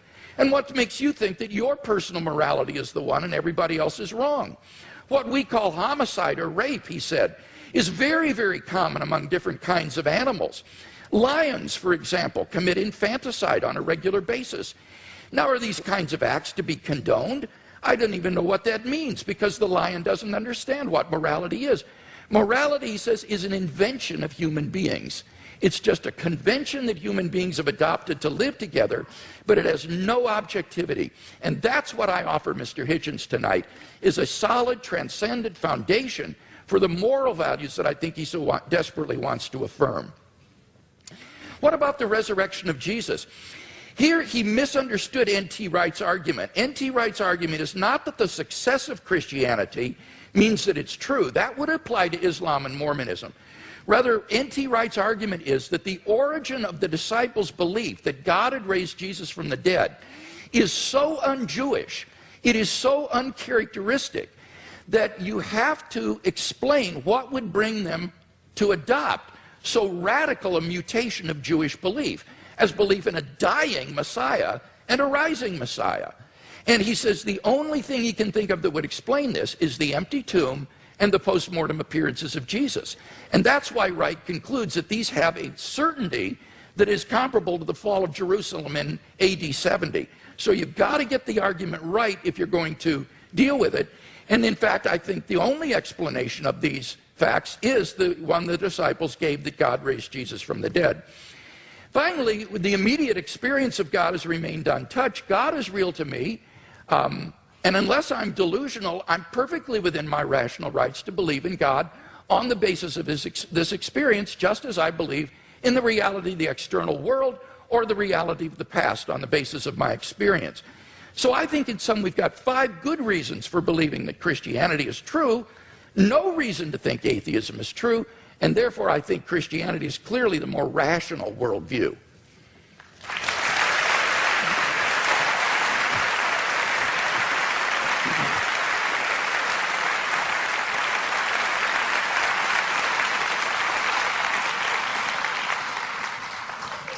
I think it's, you'll correct me if I'm wrong, it's Tertullian, isn't it, who says something like, it's variously translated, credo quia absurdum, that the very improbability of the thing, the very unlikelihood of it, the unlikelihood that anyone would fabricate such a thing, for example, that a Jew could be brought to believe something so extraordinary, is testimony to its truth. I'm sure there can't be anyone who doesn't think that's a little too easy, a little too facile. I myself, for example, have followed the career of a woman known vulgarly in the media as Mother Teresa, an Albanian named Agnes Bujashu, a Catholic fanatic operating in the greater Calcutta area.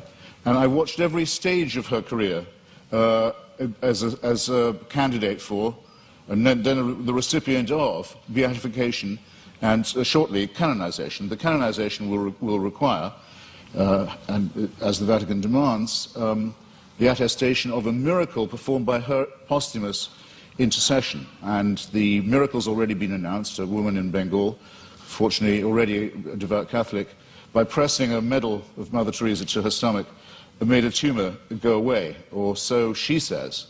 All the witnesses to this have since recanted. All the doctors have given a much better explanation of how she was cured, of the swelling and the growth and what the medicines were and so forth, but they're still stuck with it. They have to go ahead with this process because, which will lead to countless untold suffering in India, because it will appear to license the bogus charlatanry of shaman medicine and intercessory medicine rather than the real thing. All of this will have to be gone through this awful display in the name of faith. And I just happen to have watched it at every stage, and I can tell you, it's depressingly easy to get a religious rumor started. You can count on an enormous amount of pre-existing credulity among illiterate, frightened, ill-educated populations. There isn't a literate, written down, properly attested witness of any real sort in the Gospels. It is, and you may as well admit it and stick to it because it's what you're good at, it involves an act of faith. Second, on the matter of my moral question, yes, it's true that Doug Wilson said that tithing was something I couldn't do, but then, I'm not moving the goalposts here, I don't think I'd regard giving all my money to the new St. Andrew's Church as a moral act. The only challenge that I've had so far that I really couldn't get out of, I should share it with you, was I was told, well, you couldn't do this. You couldn't say, Father, forgive them for they know not what they do. No, but nor could you, as people of faith. You wouldn't dare. It would be blasphemy for you to do it. There's only one person who can do that, even on your account. So with respect, ladies and gentlemen, I think both my challenges stand. It hasn't been shown that I couldn't be a moral person despite my unbelief, and it has certainly not been demonstrated that unbelief will guarantee you against, the belief will, I'll say it again, that unbelief will ensure you against wickedness.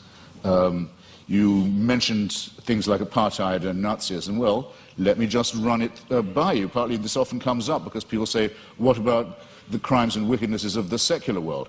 The apartheid system in South Africa was actually a creation of the Dutch Reformed Church. It was justified theologically as the giving of a promised land to one Christian religious tribe, in which everyone else was supposed to be hewers of wood and drawers of water. It wasn't until the Dutch Reformed Church, under pressure, agreed to drop their racist preachments of many years that the apartheid system could be dismantled. The dictatorship in Greece in 1967 to 74 was proclaimed by the Greek Orthodox Church as a Greece for Christian Greeks.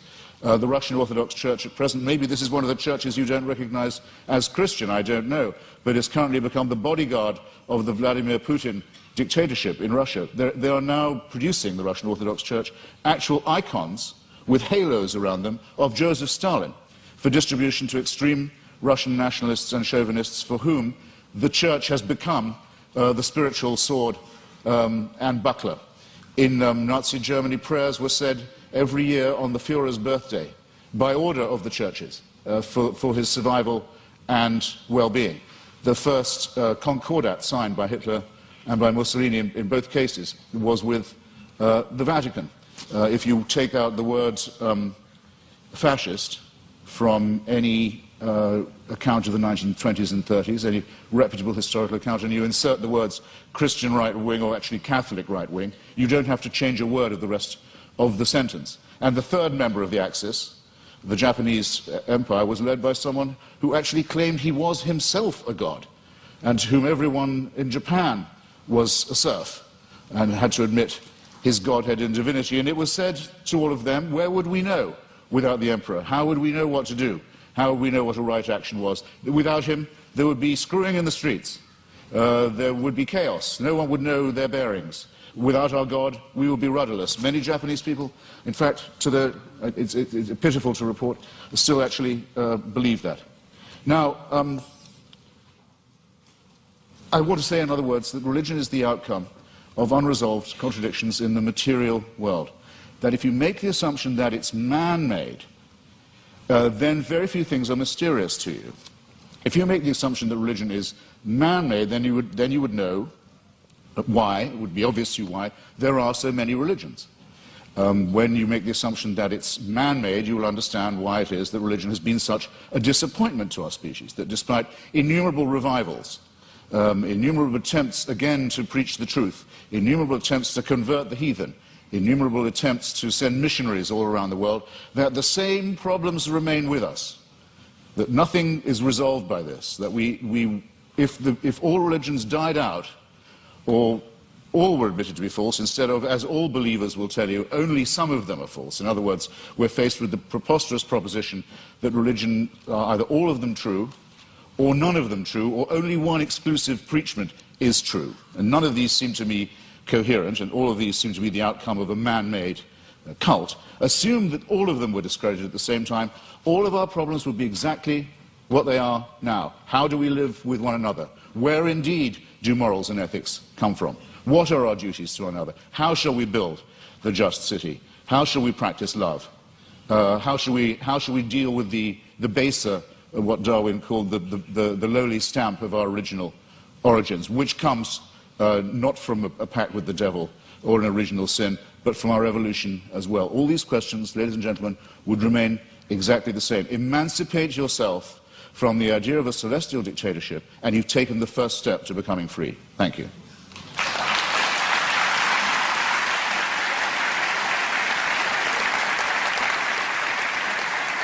Dr. Craig, your closing argument, 5 minutes.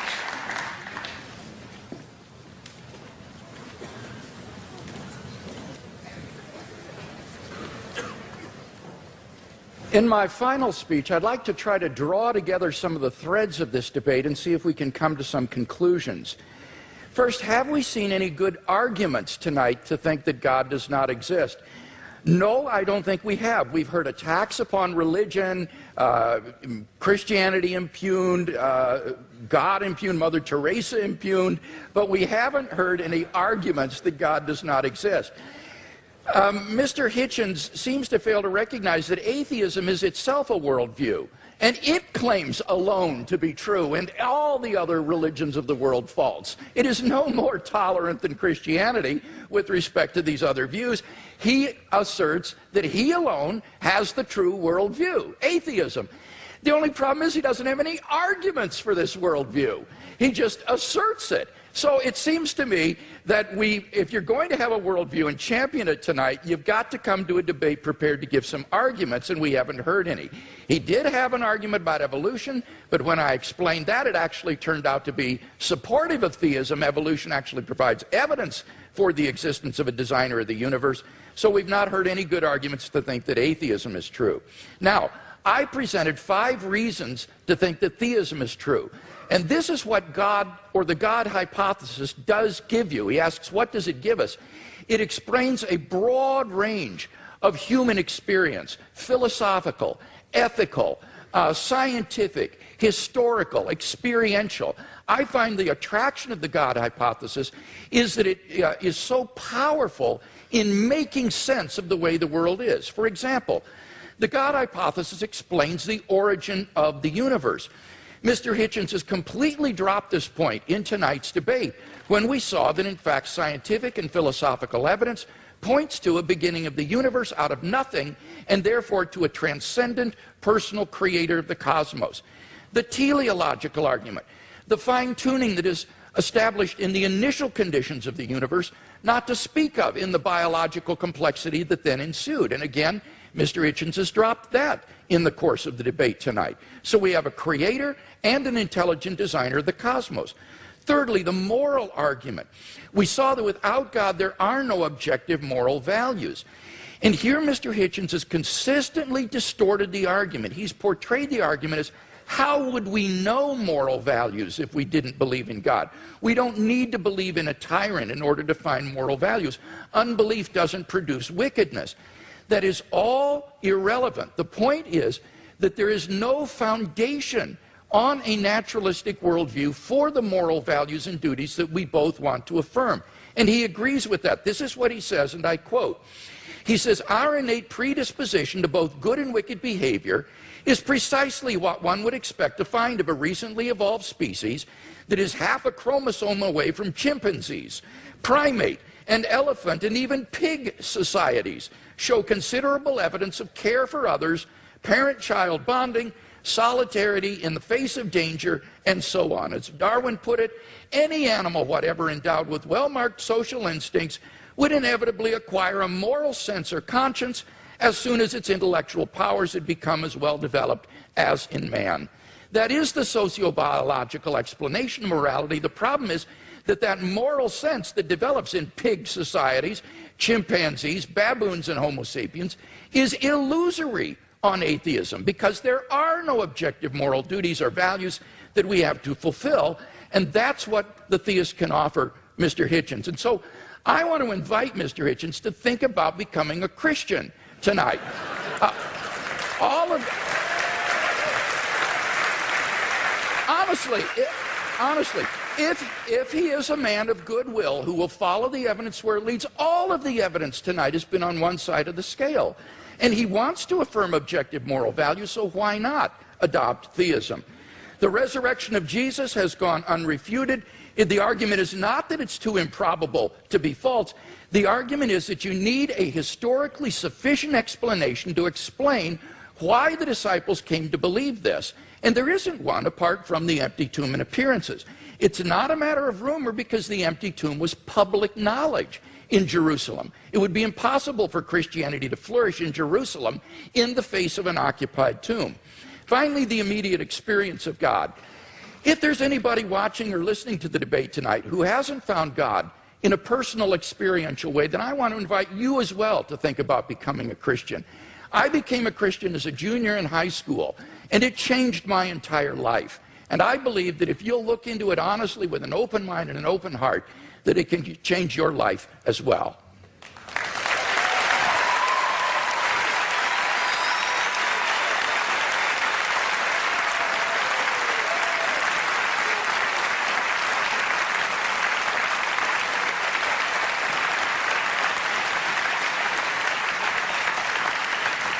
Mr. Hitchens has yielded his time, and therefore we move to questions, and we are directing those questions to students tonight. I want to repeat something Dr. Hazen said: there are stupid questions.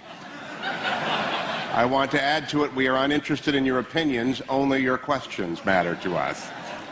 I don't know where the microphone is. Can we hear the first question? Each participant will answer every question. Dr. Craig, Mr. Hitchens, thank you so much. It's been great listening to you both. My question is for Mr. Hitchens. Mr. Hitchens, in your book, God is Not Great, you say that, quote, there are 4 irreducible objections to religious faith, end quote. The third being that religious faith, quote, is both the result and the cause of dangerous sexual repression, end quote. So here's my question for you. Is it good that the Bible prohibits humans from having sex with animals? Or is that an example of dangerous sexual repression?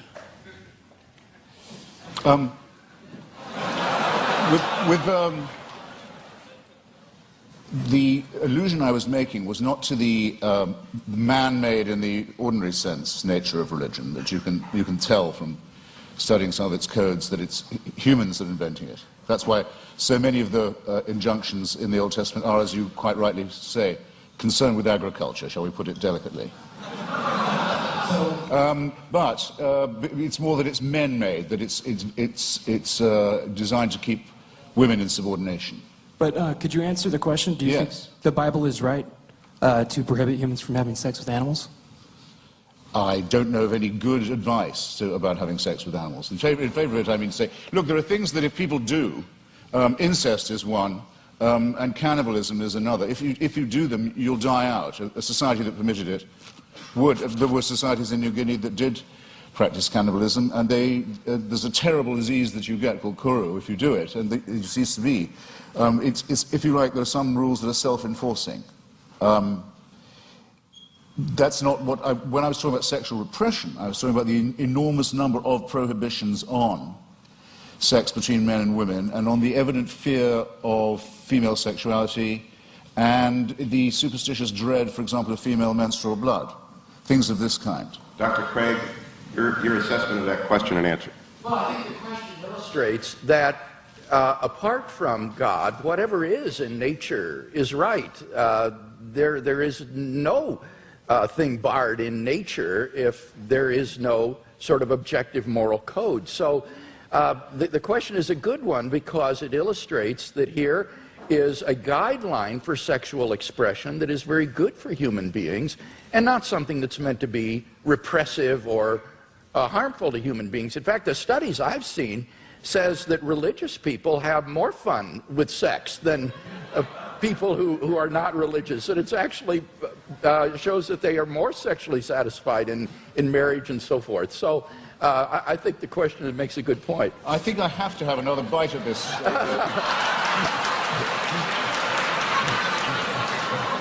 This tempting cherry. You see, if it's true that as I think it is, that nature is pretty indifferent, pretty callous, pretty random, then who is the designer? But many people say concerning the ban on homosexuality, for example, in the Old Testament, they'll say, well, homosexuality is against God's law and it's against nature's law. Well, in that case, why does nature see to it that so many people are born homosexual?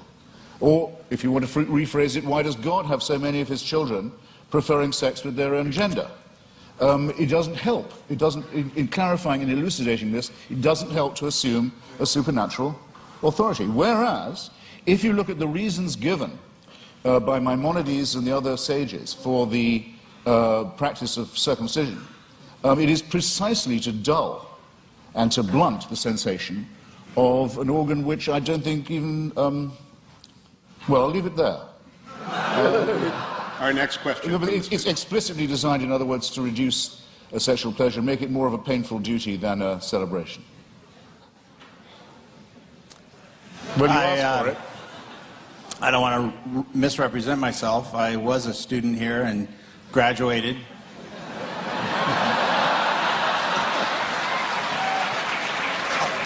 Somewhat by the skin of my teeth, but Mr. Hitchens, you stated that some of your most strongly stated arguments are that the results of religion, violence, death, destruction, the motivation being religion, discredit those who would promote a belief in God. However, I think there's an imbalance there in that the nuclear bomb was created by physicists and is the most demonstrable violence perpetrated on mankind. So I wonder how you respond to that. Well, physics isn't an ideology. Physics isn't a belief system. It's a science. Well, I think that would be subjective. I mean, you could, any more than the Marie Curie discovering radium makes her practice morally different. I mean, it's not comparing like with like. What I'm talking about are specific religious injunctions to do evil, to mutilate the genitalia of children, for example, to take the pastor, Douglas Wilson, who Dr. Craig was just mentioning, with whom I crossed swords several times this year, recently in Dallas. I happened to be mentioning to him about the commandment to exterminate the Amalekites in one of our debates, and he said that commandment is still valid. If there were any Amalekites, it would be his job to make sure that they were all put to the sword. And some of the virgins left over for slavery, purposes better imagined perhaps than described. I think this is a very serious problem. I'm not taking refuge in the commonplace that sometimes religious people behave badly, that would discredit religion. That would be a very soft option. I'm saying there are specific biblical, scriptural injunctions to do evil. Dr. Craig, in that regards, those who are announced atheists who have done evil in the world, particularly in the last 20th century, the Marxists, the Trotskyites, the Stalinists, have they done more damage in your view and more evil than the Christians? Well, this is a debate, Hugh, that I don't want to get into because I think it's irrelevant. I as a philosopher, and I mean this, am interested in the truth of these worldviews more than I'm interested in the social impact. And you cannot judge the truth of a worldview by its social impact. That's just irrelevant.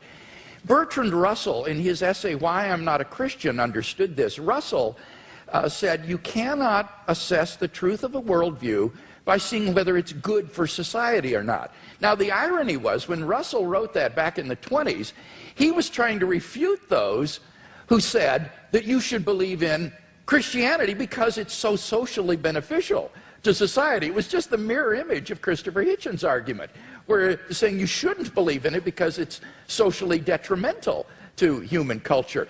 But I think Russell's point cuts both ways because it's a valid point. You can't assess the truth of a worldview by arguing about its cultural and social impact. There are true ideas that may have had negative social impact, and therefore we have to deal with the truth of these, the arguments for and against them, and not get into arguments about has Marxism or Chinese communism been responsible for more deaths than theism in the 20th century. No, I completely concur with what you say there. I mean, I just wanted to say that I think that those commandments are injunctions to do evil, but I would much prefer to say that the tribe that thought it was hearing these instructions from God to kill all of its rivals, exterminate all its rivals for the Holy Land, might possibly have had, I think it's overwhelmingly probable it did have, a need to seek and claim divine approval for the war of greedy extermination, annexation, and racist conquest that it was going to undertake anyway. In other words, I don't think there was an authority issuing that commandment, whether it was morally good or otherwise, as a matter of truth. But I would add, and I think the concession is very well worth having, that there is absolutely no proof at all that Christianity makes people behave better. Now, wait a minute, I didn't concede that. What I said, I wasn't going to argue that, because it's irrelevant, but by no means did I concede that. And I do appreciate as well the way you framed the issue about the Canaanites. I think you're quite right in saying that this is not an issue about whether or not God exists. Rather, this is a question about biblical inerrancy. Did these ancient Israelites get it right in thinking that God had commanded them to do these things, or did they, in their nationalistic fervor, think God is on our side and do something which, in fact, they weren't commanded to do by God? So that this isn't an issue between atheism and theism. This is an issue about biblical inspiration and inerrancy, and that's an important issue, but it's not one that is on the floor tonight. Our next student question. Hi, my question is mainly directed at Mr. Hitchens, but Christian theism, as with all theisms that claim a revelation, say that the purpose of human existence is to serve God, and Dr. Craig might want to expound on that in some way. But Mr. Hitchens, as an atheist with no transcendent being giving you a reason for existence, what then is the best way to live life, or what is motivation for living life, or what is the purpose of your existence without a transcendent being telling you what to do? Well, I find it, you see, this is where I find it hard to accept the grammar of your question. It's as if I was only willing to concede supernatural, you want to say transcendent, I want to say supernatural, then my life would have purpose. I think that's a complete non sequitur. To me, at any rate, I'll have to just make the confession. And this is as real to me, subjectively, as any William Jamesian apprehension of the divine. I don't get your point at all. Dr. Craig, one of the written questions says, and I think it is consistent with the question from the audience, you have written that life without God is absurd, but I know unbelievers who are living fulfilling moral lives. In what way is their life absurd? Okay, let me respond to that and to the question here that was asked. I would say that the purpose of life for which God has created us is not to serve God. Remember, Jesus said, I have not called you servants, I have called you friends. And I think the Westminster Confession gets it right when it says the purpose of human existence is to glorify God and enjoy Him forever. God is the fulfillment of human existence. It is in fellowship eternally with God, the source of infinite goodness and love, that the true fulfillment of human existence and freedom is to be found. Now, when I say that apart from theism, life is meaningless, I mean objectively meaningless. This is the same distinction that we're talking about with regard to moral values.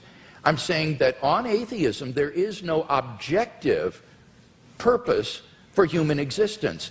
As Mr. Hitchens recognizes, eventually the universe will grow cold, dilute, dark, and dead as it runs down toward maximum entropy and heat death, and all human existence and life will be extinguished on an atheistic view of the future of the universe. There is no purpose for which the universe exists. The litter of a dead universe will just expand into the endless darkness forever, a universe in ruins.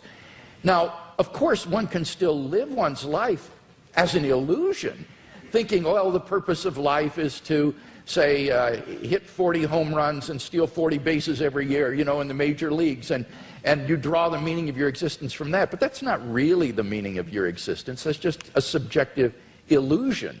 In fact, your existence on atheism is objectively meaningless. So that's the distinction that I was making. Again, it's between objective and mere subjective illusion. Well, I think it has it exactly the wrong way around. You see, as I was beginning to say earlier, We didn't have time in the question period. I wouldn't say that atheism was morally inferior. I wouldn't concede that for a second. I don't want to make a claim for its superiority either, but there may be a slight edge here. We don't believe anything that could be called wishful. In other words, we don't particularly welcome the idea of the annihilation either of ourselves as individuals, the party will go on and will have left and we're not coming back, or of the entropic heat death of the universe. We don't like the idea, but there's a good deal of evidence to suggest that that is what's going to happen. And there's very, very little evidence to suggest that I'll see you all again in some theme park.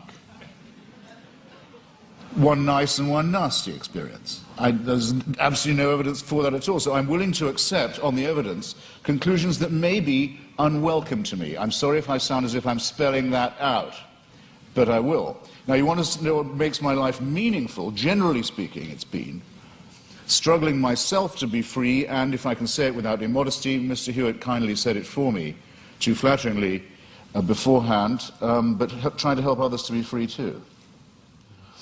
That's what's given a lot of meaning to my life, and does still, the solidarity with those who want to be as free as I am, partly by luck and partly by my own efforts and the efforts of others. Well, one obstacle to liberty, and that's why I mentioned it, and gave so many examples of it in history and in the present day, is the poisonous role played by fellow primates of mine who think they can tell me what to do in the name of God because God's told them that they have this power. So that's one thing I'd like to be shot of right here in the here and now. And my suspicion is, if you really ask the religious where do they want power and what's the world they care about, the next one or this one, it'll be this one every time, because they too know perfectly well that this is the only life we've got. Yeah, I don't think that's true. It seems to me that on the basis of the resurrection of Jesus that we have grounds for the hope of immortality. This is the foundation upon which the Christian hope is predicated. So again, it gets back to whether or not one has good grounds for thinking that Jesus was who he claimed to be and that God raised him from the dead. Because if he did, then there is hope of immortality.